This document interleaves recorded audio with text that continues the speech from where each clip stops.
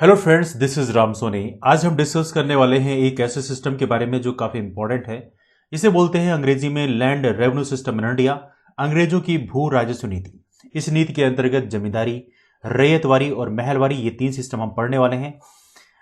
यदि हम बात करें जमींदारी, रैयतवारी और महलवारी सिस्टम के बारे में, देखिए जमींदारी सिस्टम जो मेनली प्रेवेलेंट था, इसको हम डिस्कस करेंगे बंगाल, बिहार, बनारस, उड़ीसा, जिसे हम ट्रिपल बीओ के नाम जानते हैं। इसके अलावा इसमें क्या था, जमींदार होती हुआ करते थे और ये बेसिकली किसानों से वसूला करते थे, जो टैक्स हुआ करते थे। महलवारी सिस्टम में एक सिस्टम था, महल मतलब ग्रुप ऑफ विलेजर्स, मतलब एक प्रकार से आप एक गांव को ये टैक्स कलेक्शन की रिस्पॉन्सिबिलिटी दिया करते थे। ये बेसिकली पंजाब का रीजन है, नॉर्थ वेस्ट फ्रंटियर प्रोविंस है जो प्रेजेंटली पाकिस्तान में है, या यूनाइटेड प्रोविंस है जैसे आपका उत्तर प्रदेश है। दीज आर द रीजन्स जहां पर महलवारी सिस्टम प्रेविलेंट था। रैयतवारी सिस्टम की बात करें, यहां पर रैयत का मतलब है किसान। तो रैयतवारी सिस्टम बेसिकली किसान को अपने सारा काम दे रखा था और ये चीज बेसिकली प्रिवेंट था। आप कह सकते हैं कि बॉम्बे प्रेसिडेंसी है। बॉम्बे प्रेसिडेंसी के अलावा हमारा कुछ और रीजन है, जैसे मद्रास प्रेसिडेंसी है। मद्रास के अलावा हमारा जो बेरार का क्षेत्र है, बेरार का क्षेत्र जिसे बोलते हैं, बेरार के अलावा जो आप कह सकते हैं असम प्रेसिडेंसी, ऐसे कुछ महत्वपूर्ण प्रेसिडेंसी थी जहां पे आपका रैयतवारी सिस्टम प्रेवलेंट था। चूंकि इसका एक रीजन था कि साउथ इंडिया में बेसिकली ऐसा कोई जमींदार हुआ नहीं करते थे आमतौर पे, तो इसलिए यहां पर आमतौर पे रैयतवारी सिस्टम प्रेवलेंट था। महलवारी सिस्टम की बात करें, यूनाइटेड प्रोविंस है, या इसके अलावा नॉर्थ वेस्ट फ्रंटियर प्रोविंस है, या इसके अलावा पंजाब का क्षेत्र है, यहां पर आमतौर पे महलवारी सिस्टम प्रेवलेंट था। तो अब बात करते हैं, कुछ स्लाइड्स मैंने बनाई है, उनके साथ हम डिस्कस करते हैं। लैंड रेवेन्यू सिस्टम, यदि ब्रिटिश के आने के पहले के हम बात करें, मतलब राजाओं के टाइम में लैंड को हमने कुछ पार्ट में डिवाइड किया, जिसमें जागीर है। तो जागीर को अलॉट किया किसको, जागीरदार को, और जागीरदार को फर्दर हमने अलॉट किया, उसमें कई सारे पार्ट बनाए, सब ऑर्डिनेट बनाए, और वो हो गए जमींदार। तो जमींदार, जागीरदार और किंग, तो ये एक क्रोनोलॉजी है जिसको आप याद रखेंगे। फिर जमींदार अपने नीचे जो पीजेंट्स होते थे, किसान होते थे, उनको बेसिकली अलॉट करते थे, तो वहां से बेसिकली टैक्स कलेक्शन करते थे। यदि आप इसमें क्रोनोलॉजी समझने की कोशिश करें, तो पहले सबसे ऊपर हुआ किंग, किंग मतलब राजा। किंग के नीचे हो गया जागीरदार, जागीरदार के नीचे हुआ जमींदार। तो किंग के नीचे हो गया जागीरदार। याद रखें, जागीरदार जो है किंग से ठीक नीचे वाला जो पार्ट है उसको जागीरदार बोलते हैं। जागीरदार के नीचे आपने बना दिया जमींदार, और जमींदार के नीचे आपने बना दिया किसान, मतलब जो हमारे पीजेंट्स होते हैं, इनको आपने इनके नीचे बैठा दिया। तो ये रही क्रोनोलॉजी। और पीजेंट से टैक्स वसूलाया था, मतलब ये कलेक्शन इस तरह से होता था। नाउ अब लैंड सिस्टम ब्रिटिश इंडिया की हम बात करें, तो यहां पर कुछ सिस्टम जो प्रेवलेंट थे, उसमें सबसे इंपॉर्टेंट है जमींदारी सिस्टम। परमानेंट सेटलमेंट के नाम से इसे बोलते हैं हिंदी में स्थायी बंदोबस्त। और जमींदारी सिस्टम की हम बात करें, तो बेसिकली रफली 19% एरिया जो है यहां पर जमींदारी सिस्टम प्रेवलेंट था, जिसमें बंगाल, बिहार, बनारस, उड़ीसा, ये चार क्षेत्रों में आमतौर पर जमींदारी सिस्टम की शुरुआत की गई। यदि हम बात करें रैयतवारी सिस्टम की, रैयतवारी सिस्टम मैंने आपसे डिस्कस किया था पहले। रैयत मतलब किसान, और ये पूरे भारत का लगभग, जो ब्रिटिश इंडिया था जहां पर ब्रिटिश रूल था, उसका 51% एरिया जो था यहां पर रैयतवारी सिस्टम प्रेवलेंट था, जिसमें स्पेशली असम का क्षेत्र है, बॉम्बे का क्षेत्र है, मद्रास प्रेसिडेंसी, एवली बेरार का जो क्षेत्र है, वो भी इसमें कवर होता है। तो Berar area is also covered under that one. तो ये सिस्टम था आपका रैयतवारी सिस्टम। महलवारी सिस्टम की बात करें, तो महलवारी सिस्टम जो प्रेवलेंट था, लगभग 30% एरिया ब्रिटिश रूल की इसमें महलवारी सिस्टम प्रेवलेंट था, जिसमें नॉर्थ वेस्ट फ्रंटियर प्रोविंस, जो बेसिकली प्रेजेंट पाकिस्तान है, सेंट्रल प्रोविंस जो कि उत्तर प्रदेश का क्षेत्र है। हालांकि सेंट्रल प्रोविंस जो क्षेत्र है ये कुछ मध्य देश का क्षेत्र है, सेंट्रल प्रोविंस एंड बेरार, और पंजाब का क्षेत्र है। ये रीजन जो थे जहां पर आपको महलवारी सिस्टम देखने के लिए मिलता है। नाउ यदि हम बात करें, वन बाय वन डिस्कस करें, जमींदारी सिस्टम को इंट्रोड्यूस किया बेसिकली हम कह सकते हैं बंगाल, बिहार, बनारस, उड़ीसा में ऐसे कुछ क्षेत्र है, और इसको देखा है तो इसको इंट्रोड्यूस किया लॉर्ड कॉर्नवालिस ने 1793 में। लॉर्ड कॉर्नवालिस के द्वारा इंट्रोड्यूस किया गया। जॉन सोर ने इसको प्लान किया था, इसलिए John Shore was the planner of permanent settlement. Zamindari system, इसे स्थायी बंदोबस्त बोलते हैं, इसका प्लानर कौन था? It was John Shore. Permanent settlement देखा जाए तो जमींदार को अपने लैंड का एक प्रकार से ऑनर, मतलब मालिक डिसाइड किया, और जमींदार जो है उन्हें एक फिक्स्ड रेंट, मतलब एक फिक्स्ड अमाउंट, मतलब इसे बोलते हैं स्थायी बंदोबस्त, मतलब आपको फिक्स्ड अमाउंट पे करना है। यही स्थायी बंदोबस्त की पहचान थी। और देखा जाए तो ये रेज नहीं होता था, एक पर्टिकुलर पीरियड ऑफ टाइम है। मान लीजिए 10 साल में आपको कर दिया गया कि हाँ आपको 30% पे करना है, तो 30% पे करना है। जमींदार को बेसिकली 30% नहीं, मतलब परसेंटेज का नहीं था, यहां पे अमाउंट था। मतलब सपोज करिए 30 साल तक आपको हर साल, मान लीजिए आपको 1 करोड़ पे करना है, मतलब 1 करोड़ हर साल पे करना है, द सिंपल थिंग। जमींदार को यहां पर टू पे 10/11 आर 89% ऑफ द रेवेन्यू, जो भी कलेक्शन करेंगे उसमें 10/11 या 89% ऑफ रेवेन्यू पे करना होगा। और याद रखिएगा बाकी 1/11 अमाउंट जो अपने पास रखेंगे ये 11% नहीं होगा बल्कि 9%, तो 9% के आसपास आएगा। तो कह सकते हैं कि जमींदार हैं वो जो टैक्स कलेक्शन करेंगे उसका 10/11 हिस्सा, मतलब 89% जो है ब्रिटिश गवर्नमेंट को पे करेंगे, और बाकी 1/11 पार्ट, मतलब तकरीबन 9% जो है अपने पास रख लेंगे। जमींदारी सिस्टम की बात करें, यहां पर जमींदार से free to fix the rent, ये रेंट अपने हिसाब से फिक्स कर सकते थे। इसका मतलब ये कि जमींदार आमतौर पर ऐसा करते थे कि ज्यादा रेंट फिक्स करते थे, जिसके चलते वो बहुत ज्यादा टैक्स कलेक्शन करते थे।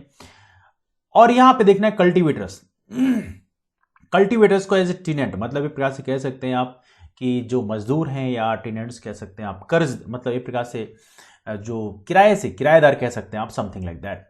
परमानेंट सेटलमेंट की बात करें, जमींदार loss there administrative and judicial function. Permanent settlement आने के बाद में जो जमींदारों के पास पहले एक प्रशासनिक और न्यायिक जो फंक्शन हुआ करते थे वो खत्म कर दिए गए, और अब वो सारे काम एडमिनिस्ट्रेटिव और जुडिशियल फंक्शन कौन परफॉर्म करेगा? It will perform by company only. इसके पहले जमींदार हो या जमींदार के पहले जमींदार से ऊपर जो होते हैं, स्पेशली जो मैंने डिस्कस किया आप लोगों से, जागीरदार हो या किंग हो, ये सभी के पास ऐसे पावर होते थे। लेकिन अब जमींदारों के पास में जो एडमिनिस्ट्रेटिव पावर थे वो आपने खत्म कर दिया, यू एबॉलिश्ड इट। ऑलराइट, इसके बाद देखा है तो यदि जमींदार एक रेंट फिक्स अमाउंट पे नहीं करता तो देखा है तो उनकी प्रॉपर्टी जो है सीज कर दी जाती थी, बेच दी जाती थी, और इसके चलते जमींदारों की हालत भी बर्बाद होने लगे। तो ये भी एक बड़ी प्रॉब्लम थी ब्रिटिश इंडिया के टाइम में। तो जमींदारी सिस्टम देखा है तो काफी नुकसान हुआ इससे, और ये system one of the biggest failure माना जाता है। बट एनीवे, इसके बाद आता है सेकंड सिस्टम जिसको डिस्कस करने वाले हैं, ये है रैयतवारी प्रथा।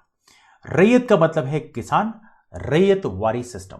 इसमें देखा है तो इसको इंट्रोड्यूस किया आपने बॉम्बे, मद्रास, असम और बिहार की प्रेसिडेंसी में। That's why it is the most important. Bombay, Madras उस समय की बड़ी प्रेसिडेंसी थी। और बेरार की बात करें, बेरार बेसिक प्रेजेंटली जो नागपुर का क्षेत्र है वही बेरार है, और असम में ये रीजन था जहां पर रैयतवारी सिस्टम को आपने स्टार्ट किया। इसकी बात करें, इसको स्टार्ट किया गया 1792 में कर्नल रीड के द्वारा इसको स्टार्ट किया गया, है ना। और थॉमस मुनरो की बात करें, इन्होंने इस सिस्टम को इंप्रोवाइज किया 1820 में। स्टार्ट किया गया 1792 में, लेकिन थॉमस मुनरो ने इसको पहली बार इंप्रोवाइज किया 1820 में। कहां पे? मद्रास में। इस समय लॉर्ड हेस्टिंग का टाइम था, ये भी आप लोग याद रखिए। तो यहां पे कोई जमींदार साउथ इंडिया में थे नहीं, because of that thing Ryotwari system ने स्टार्ट किया। और यहां पर बेसिकली सारा का सारा जो दारोमदार है वो किसको दिया गया? It was given to specially one peasant, मतलब एक किसान को आपने सिस्टम दे दिया। तो ये रहा आपका, that is Ryotwari system. Zamindari system 1793 में स्टार्ट किया गया, रैयतवारी सिस्टम स्टार्ट किया गया बेसिकली 1820 में। हालांकि 1792 में इसको डिजाइन कर दिया गया, स्टार्ट कर दिया कर्नल रीड के द्वारा, लेकिन फुल फ्लेजेड इसको इंप्रोवाइज किया गया 1820 में मुनरो के द्वारा। नाउ आगे चलते हैं। यहां पे रैयतवारी सिस्टम की बात करें, यहां पर 20 से 40 साल के लिए आपने एक प्रकार से फिक्स कर दिया कि हां ये रेवेन्यू इस लेवल पे फिक्स रहेगा, और यहां पे हर एक इंडिविजुअल रिस्पॉन्सिबल होगा उस रेवेन्यू को पे करने के लिए। तो मतलब राजस्व जो है हर एक इंडिविजुअल को पे करना पड़ेगा, मतलब यहां पे रोल मिला एक इंडिविजुअल को। ऑलराइट, और रेवेन्यू कैसे फिक्स किया गया? रेवेन्यू फिक्स किया गया, इसमें बहुत सारी चीजों को देखा गया, क्वालिटी ऑफ सॉइल है या नेचर ऑफ क्रॉप है, इसको देखकर बेसिकली इसको वो किया गया। और यहां पर एक और चीज कही जाती है कि जो रेंट फिक्स किया गया ये साइंटिफिक रेंट थ्योरी है इकोनॉमिक्स रिकॉर्डो की। तो रिकॉर्डो की जो थ्योरी है उसको लेकर इसको फिक्स किया गया। तो रैयतवारी सिस्टम थोड़ा टेक्निकल था। Revenue rate for Ryotwari system was 50% where the lands were dry, जहां पे ड्राई लैंड थे वहां पे 50% पे करना था, और 60% था इरिगेटेड लैंड के लिए। तो हालांकि देखा तो यहां भी कोई टैक्स इतना कम नहीं था, but still that was much better than zamindari system, क्योंकि वहां पर एक बिचौलिए जमींदार हुआ करते थे, वो भी टैक्स कलेक्ट करते थे, वो भी वसूलते थे, वो भी एक्सप्लॉयटेशन करते थे, ब्रिटिशर्स तो ऑलरेडी करते ही थे। तो कहीं ना कहीं system Ryotwari system was better than zamindari system. और देखा तो जमींदारी सिस्टम ने जमींदारी सिस्टम की बात करें और रैयतवारी सिस्टम की बात करें तो एक प्रकार से रैयतवारी सिस्टम ज्यादा एरिया में प्रेवलेंट था। जैसे हमने डिस्कस किया था, यहां पे भी डिस्कस्ड अबाउट दैट थिंग कि रैयतवारी सिस्टम तकरीबन 51% इंडिया में प्रेवलेंट था, जमींदारी सिस्टम प्रेवलेंट था कहां पे? 19% एरिया में। ये दोनों चीज आप लोग याद रखेंगे। नाउ आगे चलते हैं रैयतवारी सिस्टम से आगे महलवारी सिस्टम। 1833 में महलवारी सिस्टम को इंट्रोड्यूस किया गया विलियम बेंटिक के टाइम में। विलियम बेंटिक को जानते हैं आप, भारत के पहले गवर्नर ऑफ इंडिया माने जाते हैं। विलियम बेंटिक के टाइम में बहुत सारे डेवलपमेंट किए गए, जैसे सती एबोलिशन एक्ट लाया गया 1829 में, तो ऐसे बहुत सारे काम किए गए।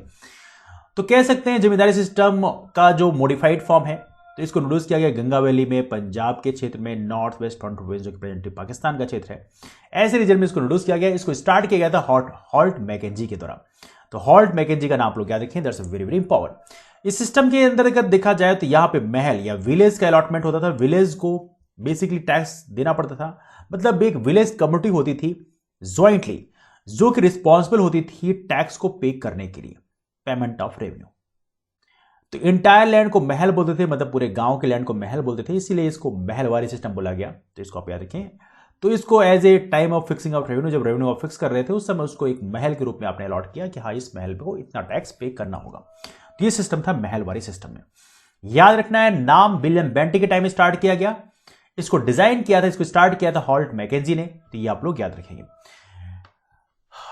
इंडिपेंडेंस के बाद लैंड रिफॉर्म हुए, जमींदारी एबोलिशन एक्ट लाया गया। इसके अंतर्गत बहुत सारी जगह जमींदार थे जिन्होंने बहुत सारा लैंड अपने पास ले रखा था, उसको सीज कर दिया गया। उत्तर प्रदेश, तमिलनाडु, बिहार, मध्य प्रदेश, ऐसे बहुत सारे राज्यों में जो सरप्लस लैंड था उसको कन्फिस्केट कर दिया गया। और लैंड सीलिंग एक्ट के अंतर्गत ये बाद में फिर लाया गया लैंड सीलिंग एक्ट कि आपके पास इतने लिमिट से ज्यादा लैंड नहीं होना चाहिए। एक अपर लिमिट फिक्स कर दी गई, मतलब प्राइवेट लैंड होल्डिंग एक लिमिट से ज्यादा नहीं हो सकती। यह है land reforms in India after independence.